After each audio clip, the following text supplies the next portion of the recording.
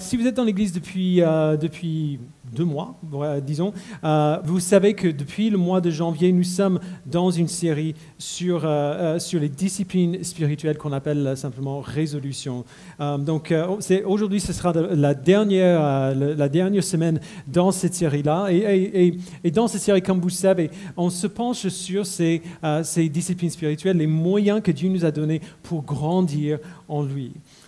Mais c'était inévitable qu'on arrive à ce point où nous devons admettre que si nous essayons de pratiquer ces disciplines spirituelles qu'on a vues depuis le début, la lecture de la parole de Dieu, la prière, l'adoration et ainsi de suite, si nous allons essayer de pratiquer ces disciplines seuls, nous aurons beaucoup de mal à le faire de manière régulière. Alors prenons juste un exemple, le sujet qu'on a vu la semaine dernière, le don donné à l'Église. Dieu nous ordonne de participer à la vie financière de l'Église pour que l'Église puisse faire ce à quoi Dieu l'appelle et pour que nous connaissions la joie de savoir et de voir que Dieu pourvoit à nos besoins. Si nous croyons vraiment que Dieu pourvoit à nos besoins, et la plupart des chrétiens le croient, pourquoi est-ce qu'il y a tellement peu de chrétiens qui donnent régulièrement? On a posé la question la semaine dernière, on a donné une réponse. Et il y a plusieurs raisons liées à notre foi, mais une raison que je n'ai pas mentionnée la semaine dernière, une des plus grandes, je pense, est très simple. Nous avons tendance à garder nos finances un secret, à imaginer que ce sujet est privé, c'est réservé à moi, ça m'appartient, et ce n'est pas quelque chose qu'on partage régulièrement et normalement avec les autres, entre nous. Et donc c'est dur de poursuivre cette discipline spirituelle, de donner régulièrement à l'Église, tout simplement parce que personne ne saura si on ne le fait pas. Personne ne sera au courant. Et donc, c'est facile pour nous de le laisser passer. On a besoin d'autres personnes pour nous encourager, pour nous pousser dans tous ces autres domaines. Et cela n'arrivera pas si nous ne sommes pas activement impliqués dans les vies les uns des autres, de manière qui dépasse ce qu'on ferait avec un simple ami. Et je dis ça surtout en cette période où on ressent bel et bien la fatigue de post-Covid et de ces 2 années passées. Et en fait, on a besoin les uns des autres, pas seulement pour poursuivre les autres disciplines spirituelles, mais parce qu'on devrait voir notre vie dans la communauté elle-même comme une discipline spirituelle.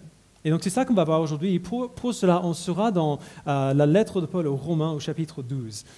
Donc, vous pouvez aller avec moi si vous avez vos Bibles. Le début de ce chapitre de Romains 12, c'est un texte qu'on connaît bien. Surtout les 2 ou 3 premiers versets. Mais c'est un texte qu'on n'applique quasiment jamais à la communauté. Mais si on lit les versets qui suivent, les 2 ou 3 versets du début de Romains 12, on voit que le contexte dans lequel Paul dit cela, c'est bel et bien le contexte de la vie de la communauté du corps de Christ. Et donc, du coup, on va voir les versets 1 à 13 aujourd'hui en 3 parties. On va voir notre grand appel, donc le but et le produit de notre service rendu à Dieu. C'est la partie que tout le monde connaît. Et puis, on va voir ce à quoi cela ressemble en pratique, selon les dons que Dieu nous a donnés. Et après, on va voir la même chose, peu importe quel don nous avons reçu. Parce que c'est ça que Paul nous montre. Et on verra à la fin, j'espère, que poursuivre Dieu de cette manière, ensemble, c'est un travail qui accomplira bel et bien ce but de croissance, de la croissance en lui. Pas seulement notre croissance, mais la croissance de tous ceux et celles qui font partie du corps de Christ. Et donc, gardez bien vos Bibles devant les yeux, on va lire à partir du verset 1. Mais juste pour vous situer un petit peu dans ce chapitre, dans les 11 premiers chapitres de sa lettre aux Romains, l'apôtre Paul donne une explication, l'explication la plus magistrale de l'Évangile qu'on voit dans toute la Bible. Il nous donne la ligne de conduite de toute l'Écriture, du début à la fin, en nous montrant que les promesses que Dieu a faites à Abraham s'appliquent à la fois au peuple d'Israël et aux non-juifs qui ont la foi en Christ. Il nous montre comment la vie, la mort et la résurrection de Christ ont établi une nouvelle alliance avec le peuple de Dieu, donc avec l'Église, et comment la vie parfaite de Christ, vécue pour nous, et sa mort soufferte à notre place, nous donne un accès parfait à la présence parfaite et à la bénédiction parfaite du Père pour toujours. Si ça vous semble un peu lourd, c'est normal, c'est 11 chapitres, et ce sont 11 chapitres qui sont denses. Mais enfin, au chapitre 12, l'apôtre Paul nous dit comment nous devons répondre à cette nouvelle glorieuse. Donc, lisons ensemble la partie du verset 1. En fait, pour l'instant, on va juste lire le verset 1.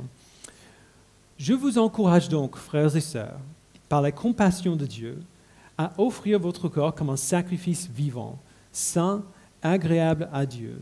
Ce sera de votre part un culte raisonnable. » Alors, juste un mot rapide sur ce mot culte à la fin.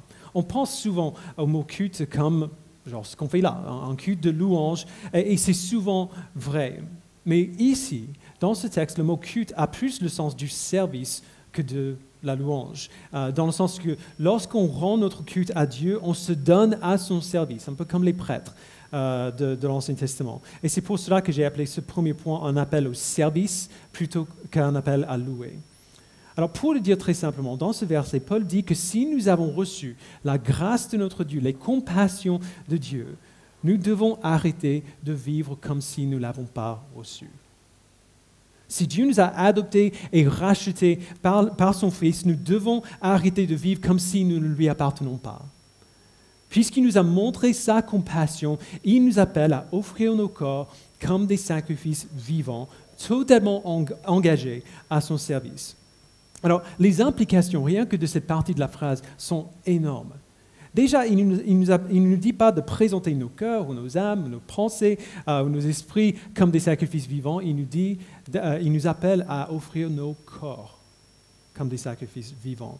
Cela veut dire que le culte raisonnable, entre guillemets, rendu à Dieu, le service auquel Dieu nous appelle, englobe les domaines de notre vie que nous ne trouvons pas forcément spirituels. Notre temps, notre argent, nos relations, notre loisir, notre nourriture, notre activité physique. Dieu reçoit tout. Si notre corps est impliqué dans une activité, si cette activité est faite maintenant pour Dieu et pas seulement pour nous. Deuxièmement, il nous dit d'offrir notre corps comme un sacrifice vivant. Alors, quand on pense au sacrifice, on pense toujours à l'Ancien Testament et tous les animaux qu'on tue en sacrifice à Dieu. C'est un peu difficile de comprendre le pourquoi et le comment de tout cela, mais les sacrifices étaient des offrandes que les Juifs faisaient à Dieu pour des raisons variées. Ils amenaient un animal ou le fruit de leur récolte, des légumes, des fruits, des graines, et ils donnaient cette chose à Dieu. Donc ce sacrifice était c'était mis au service selon des règles établies, soit consommé par le feu, soit mis au service pour sa gloire. C'était un signe de leur dépendance de Dieu et de leur allégeance envers lui. Mais on oublie souvent la vérité assez simple et évidente du sacrifice. Une fois que le sacrifice est fait, la chose qu'on a offerte n'appartient plus à nous. Une fois que le sacrifice est fait, ce sacrifice n'appartient plus à la personne qui l'a fait. Si un homme offre un bélier en sacrifice, ce bélier ne lui appartient plus. Il appartient à Dieu. La même chose est vraie au sujet de notre corps. Nous offrons nos corps comme des sacrifices vivants, ce qui veut dire que nous ne nous appartenons plus. Nous ne décidons plus de comment nous vivons. C'est Dieu qui décide de comment nous vivons et nous faisons ce qu'il nous dit de faire. Et par ailleurs, ce qu'il nous dit de faire est toujours meilleur que ce qu'on ferait naturellement. Donc c'est un sacrifice, mais en réalité, on en sort quand même très gagnant. Troisièmement, il nous dit que ce sacrifice doit être saint et agréable à Dieu. Alors si quelque chose sera agréable à Dieu, il sera saint. Il ne se caractérisera pas par le péché. Lorsque nous nous donnons à Dieu, cela veut dire que nous nous donnons à la sainteté, c'est-à-dire notre but n'est plus d'accomplir nos rêves, mais de ressembler à Christ, qui est sans péché. Et encore une fois, renoncer à nos rêves pour ressembler à Christ est infiniment mieux que d'avoir tous nos rêves accomplis sans lui, sans lui ressembler. Nous avons des rêves assez pitoyables comparés à la ressemblance à Christ. Donc, on est appelé à offrir nos corps comme des sacrifices vivants, saints et agréables à Dieu, comme un culte raisonnable envers lui. Et ensuite, Paul nous dit au verset 2, « Ne vous conformez pas au monde actuel, mais soyez transformés par le renouvellement de l'intelligence, afin de discerner quelle est la volonté de Dieu, ce qui est bon, agréable et parfait. » Alors, on connaît bien ce verset, comme j'ai dit, mais on a souvent tendance à trop mystifier ce que Paul dit ici. C'est beaucoup plus simple qu'on imagine. On a tous fait cette expérience. On voit un film, par exemple, mon esprit va toujours dans ce sens-là. On voit un film et on se dit, on pense à quelqu'un qu'on connaît bien, et on se dit du film, oh, il aimerait trop ce film. Oh, elle détesterait ce film-là. Alors, comment on le sait? Parce qu'on connaît cette personne. On sait ce qu'elle aime et ce qu'elle n'aime pas. J'ai une liste de films à regarder avec Jack quand Loan n'est pas là. Parce que je sais que Jack va aimer ces films et Loan ne va pas les aimer. Et comment est-ce que je le sais? Parce que je les connais. Je sais ce qu'ils aiment et ce qu'ils n'aiment pas. C'est pareil avec Dieu. La Bible parle beaucoup de ce que Dieu aime et de ce qu'il n'aime pas, ce qu'il veut pour nous, ce qu'il ne veut pas pour nous. Mais il y a quand même beaucoup de situations que la Bible ne mentionne pas explicitement. Il y a beaucoup de choix qu'on sera amené à faire dont la Bible ne semble pas avoir un avis tranché. Au moins de manière superficielle. La plupart du temps, la Bible a son mot à dire quand même. Mais au moins de manière superficielle, la Bible ne mentionne jamais la situation qui est devant moi explicitement. Et donc, si je cherche une réponse précise à ma situation actuelle, je ne la trouverai pas. Mais si on connaît Dieu, pas seulement des choses sur lui, à son sujet, mais si on connaît qui il est et ce à quoi il ressemble, alors nous pourrions mieux discerner quoi faire. Même dans ces situations au sujet desquelles la Bible ne dit rien d'explicite. Si nous connaissons Dieu, autrement dit, notre conscience devient fiable. Nous lisons sa parole et nous répondons à sa parole dans la prière et au fil du temps, le Saint-Esprit nous amène en une relation plus intime avec lui. Nous apprenons à savoir ce à quoi il ressemble, ce qu'il aime, ce qu'il n'aime pas, parce que nous le connaissons lui. Et plus on le connaît, et plus on est capable de discerner sa volonté. Plus on le connaît, et plus on est capable de voir une situation donnée ou un choix que nous avons à faire et de dire « oui, Dieu détesterait cela. Oui, Dieu aimerait, il approuverait ceci. C'est ça que Dieu m'appelle à faire dans cette situation. » Comment on le sait? Parce qu'on le connaît. Et c'est un des buts des disciplines spirituelles, qu'on puisse grandir dans notre connaissance de Dieu et dans notre relation avec lui, et qu'on apprenne à le connaître tellement bien qu'on soit capable de discerner ce qui est bon, agréable et parfait, sans même avoir besoin de regarder.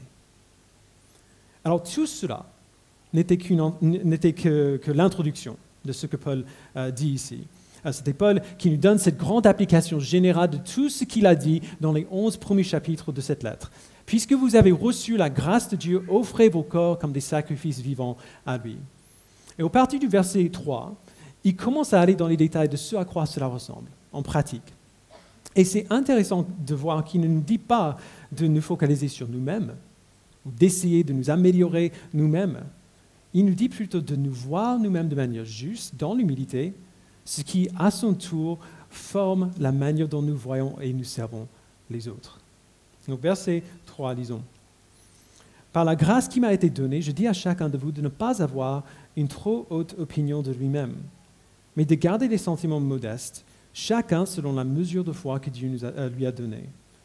En effet, de même que nous avons plusieurs membres dans un seul corps et que tous les membres n'ont pas la même fonction, de même, nous qui sommes plusieurs, nous formons un seul corps en Christ et nous sommes tous les membres les uns des autres, chacun pour sa part. » Alors, encore, Paul commence large avant de devenir plus précis. Et l'attitude large derrière notre service spirituel, c'est une attitude d'humilité et d'intelligence. Il nous appelle à nous voir nous-mêmes correctement et à voir les autres correctement par extension. Nous voir et voir les autres de la bonne manière veut dire reconnaître que nous sommes différents. Nous sommes tous différents, que Dieu nous a donné des dons et des capacités différentes, et que chaque don est nécessaire et bénéfique. Aucun membre du corps de Christ n'est plus utile qu'un autre. Les membres sont différents, mais ont une valeur égale. Alors évidemment, Paul veut nous faire éviter la comparaison les uns avec les autres, qui arrive tout le temps dans l'Église. Nous nous comparons constamment les uns aux autres de manière positive et négative. Ce genre de jugement dans l'Église, c'est à la fois compréhensible, très fréquente et totalement ridicule. Complètement insensé. Et c'est pour cela, je pense, qu'il dit qu'on devrait se voir correctement selon la mesure de foi que Dieu nous a donnée. Il y a toujours beaucoup de questions à propos de cette phrase-là, selon la mesure de foi que Dieu nous a donnée, mais ça aussi, c'est plus simple qu'on imagine. J'aime beaucoup Charles Spurgeon, le prédicateur anglais, le pasteur anglais qui prêchait à Londres à la fin du 19e siècle. On l'appelle le prince des prédicateurs. Si vous êtes prédicateur, lire les sermons de Spurgeon sont complètement stimulants. Il n'y a rien comme ça. Et en même temps, horriblement décourageant. Parce que personne n'a jamais été aussi bon, aussi doué que lui pour ce qu'il fait. À part peut-être l'apôtre Paul. Il pourrait peut-être... Mais ce n'est pas juste une question de talent. On voit, quand on lit ces messages, l'expérience d'une vie de foi abondante qui lui donne la possibilité d'apercevoir de telles merveilles dans la parole de Dieu. Et donc, comme n'importe qui, je lis ces sermons et j'en suis bouleversé. Ils sont tellement riches. Mais en même temps, je prêche aussi quasiment toutes les semaines. Et donc, en même temps que je suis impressionné et émerveillé par ce que je vois quand je lis ces messages, après ça, je regarde à mes sermons, à moi, et j'ai envie de dire, mais autant arrêter maintenant. Je ne serai jamais aussi bon que lui. Je n'ai pas sa foi, visiblement. Il y a un truc qui cloche. Je ne serai pas aussi bon que lui. Alors peut-être pas. Mais si Paul a raison ici, je n'ai pas besoin d'être aussi bon que lui. Parce que je ne prêche pas à l'église du Metropolitan Tabernacle à Londres à la fin du 19e siècle. Je n'ai pas besoin d'avoir la même mesure de foi que Charles Spurgeon parce que je ne suis pas Charles Spurgeon. Ce n'est pas ça que Dieu a fait de moi, ni ce à quoi il m'a appelé. Il m'a donné une mesure de foi qui est spécifique à moi aujourd'hui, qui grandira, j'espère, avec le temps. Il m'a donné des dons qui sont spécifiques à moi aujourd'hui et il me demande de me voir selon ma mesure de foi et de me servir de mes dons aujourd'hui. Il y a forcément quelqu'un ici ce matin qui a besoin d'entendre cela et donc écoutez bien. Dieu ne s'attend pas à plus de notre part que ce qu'il nous a donné. Dieu ne s'attend pas de notre part à plus que ce qu'il nous a donné. Il nous a créés comme des membres différents du corps, avec des dons différents et des mesures de foi différentes pour qu'on lui obéisse selon qui nous sommes, là où nous sommes, avec ce qu'il nous a donné. Pour chacun et chacune d'entre vous, Dieu ne s'attend pas à ce que vous soyez moi, ou qui que ce soit d'autre ici. Il s'attend à ce que vous soyez vous-même, qui offrez votre corps à vous, comme des sacrifices vivants, saints et agréables à Dieu. Et c'est là où Paul nous amène ensuite au verset 6. Il dit, nous avons des dons différents, selon la grâce qui nous a été accordée. Si quelqu'un a le don de prophétie, qu'il l'exerce en accord avec sa foi. Si un autre est appelé à servir, qu'il se consacre à son service. Que celui qui enseigne se donne à son enseignement. Et celui qui a le don d'encourager à l'encouragement. Que celui qui donne le fasse avec générosité. Celui qui préside avec zèle. Et que celui qui exerce la bienveillance le fasse avec joie. Alors, je sais que certains d'entre vous aimeraient bien que je fasse le tour de tous ces dons, qu'on les décortique, qu'on fasse une exploration approfondie de ces dons. Je ne vais pas faire ça, parce que ce n'est pas le but de ce que Paul dit, et les dons eux-mêmes et la nature des dons ne changent strictement rien. Okay? Ce qu'il faut voir dans ce qu'il dit ici, c'est d'abord que les dons qu'il mentionne ici sont pour la plupart des choses que nous trouvons la plupart du temps plutôt ordinaires. Le service, l'encouragement, l'entraide, la générosité, le leadership, la bienveillance. De temps en temps, des gens auront des dons qui se manifestent de manière spécifique dans des contextes spécifiques comme la prophétie et l'enseignement, mais beaucoup, beaucoup, beaucoup plus souvent, nos dons ne seront pas mis en action ici, dans le contexte d'un culte. Ils n'auront pas lieu, ne se manifesteront pas dans ce lieu, Ils se mettront en action plutôt dans le métro, ou à la maison, ou autour d'un déjeuner, ou au parc, ou quand on prend un café avec quelqu'un. Ce sont des choses ordinaires qui finalement ne sont pas ordinaires du tout. N'est-ce pas merveilleux que Paul ne donne pas plus de valeur à l'enseignement qu'à l'encouragement? Qui ne donne pas plus de valeur au leadership qu'à la bienveillance et au service? Si tu es capable d'encourager quelqu'un dans sa foi, c'est un don que Dieu t'a donné, qui est nécessaire et utile. Si tu as le désir et la disposition d'aider les autres de manière simple, c'est un don que Dieu t'a donné, qui est nécessaire et utile au corps de Christ. Si tu aimes réfléchir à la Bible et aider les autres à la comprendre, c'est un don que Dieu t'a donné, qui est nécessaire et utile au corps de Christ, et ainsi de suite. Nous avons tous des dons et nous sommes tous appelés à les utiliser. Alors, je sais bien que si j'arrête là, il y a une question qui se pose à chaque fois qu'on arrive à ce sujet, et cette question, c'est comment savoir quel est mon don spirituel? Et je sais que si je ne dis rien, il y aura des questions après l'écoute, donc je vais le dire maintenant. Il y a parfois des conférences entières basées sur cette idée. Venez découvrir vos dons spirituels. On m'a demandé dans le passé pourquoi on ne fait pas d'atelier à ce sujet dans l'Église.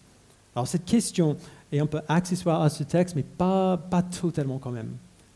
Et je dois dire que cette question me rend mal à l'aise, pour deux raisons. La première raison, c'est que nous faisons souvent une distinction entre les dons spirituels et les dons ordinaires que la Bible ne fait pas. Paul, il semble peut-être faire une distinction entre les deux dans sa lettre aux Corinthiens, la première lettre, au chapitre 12 et 14, quand il parle des dons de prophétie, de guérison, de langue et ainsi de suite.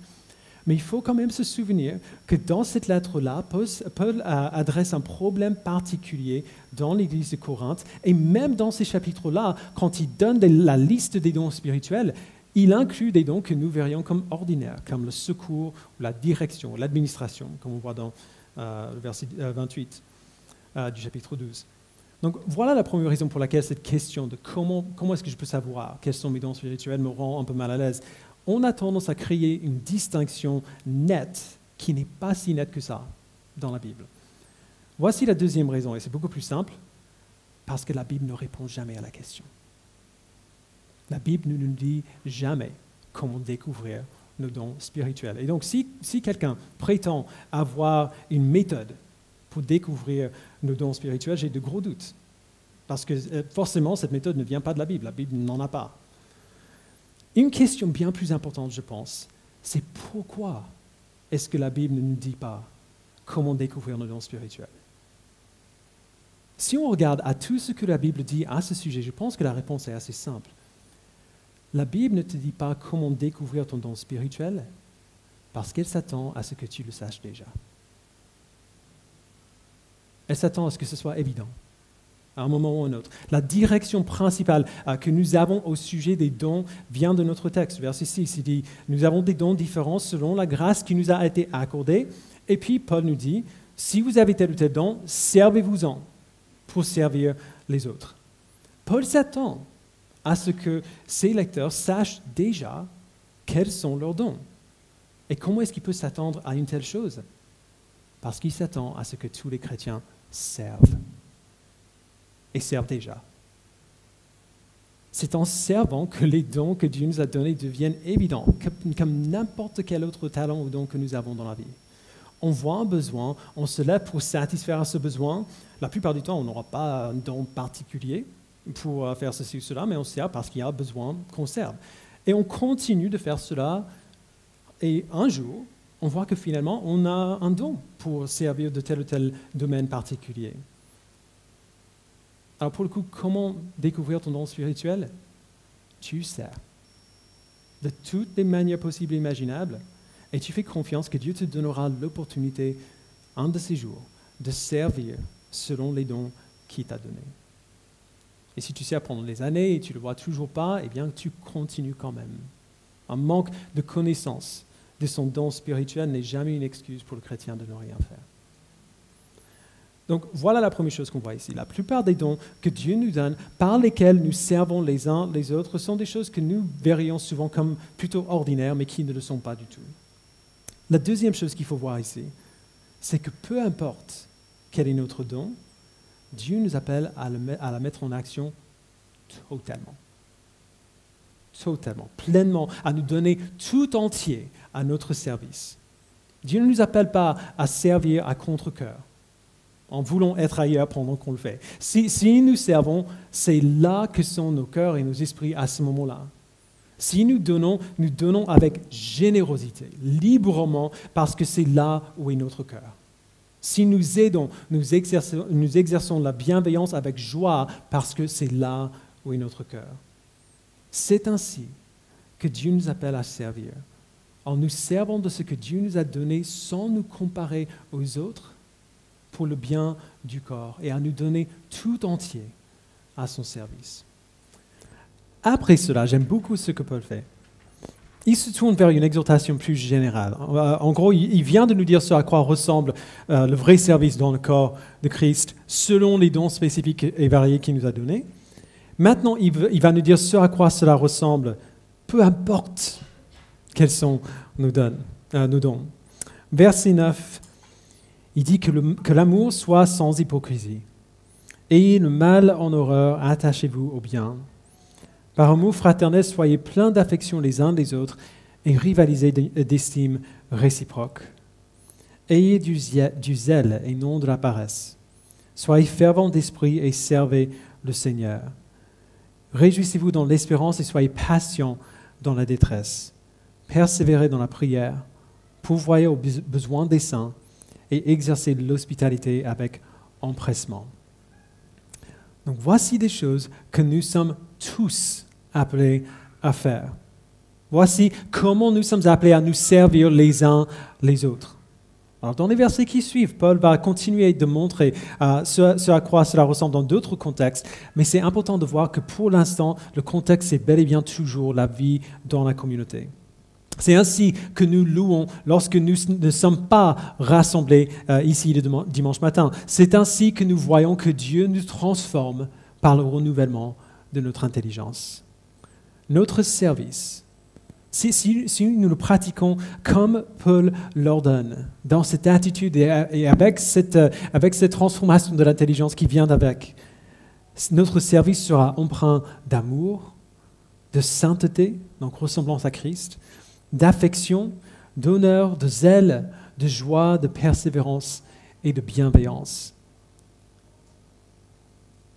Alors, vous voyez, vivre en communauté, on en parle beaucoup dans l'Église, je sais bien. C'est beaucoup, beaucoup plus que simplement apprendre à bien se connaître. C'est beaucoup plus qu'être social. Ça ne suffit pas d'avoir une checklist en tête. C'est-à-dire, on a demandé comment va tout le monde. Check. On a demandé quels sont les sujets de prière. Check. Et on a prié. Check. Alors, ces choses sont bonnes, il faut continuer, mais c'est plus que ça.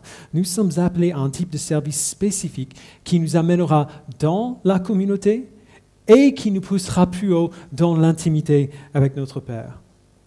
Alors, ce type de service, ce type de vie en communauté, c'est une discipline spirituelle. On aura besoin de discipline pour vivre comme cela. Ce n'est pas facile de faire partie de la vie les uns des autres. C'est comme on a vu dimanche dernier, ça ne suffit pas de le vouloir, il faut le faire. Et pour le faire, il faudra se discipliner. On aura besoin de se souvenir de ce que notre attitude doit être et de mettre cette attitude en pratique. En plus, la discipline que nous développons ensemble aura un effet. Et c'est ça que j'aime énormément ici. Si nous vivons ainsi, et nous servons les uns les autres de cette manière, selon les dons que Dieu nous a donnés, et avec la bonne attitude, peu importe quels sont nos dons. Si nous nous servons de cette manière, tout le monde sera pris en charge. Tout le monde sera aimé. Tout le monde sera saint. Tout le monde saura qu'ils font partie de la famille. Tout le monde sera honoré. estimé, comme il dit au verset 11. Tout le monde contribuera. Tout le monde sera heureux de la vie en communauté. Tout le monde sera patient les uns avec les autres. Tout le monde priera et on priera pour tout le monde. Tout le monde aura de quoi il a besoin. Tout le monde sera accueilli.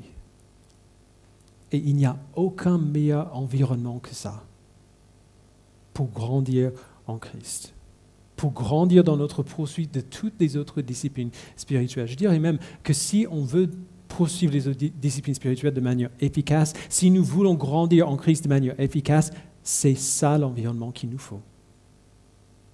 Et on le sait, parce que c'est l'environnement que Dieu nous ordonne de produire dans notre assemblée.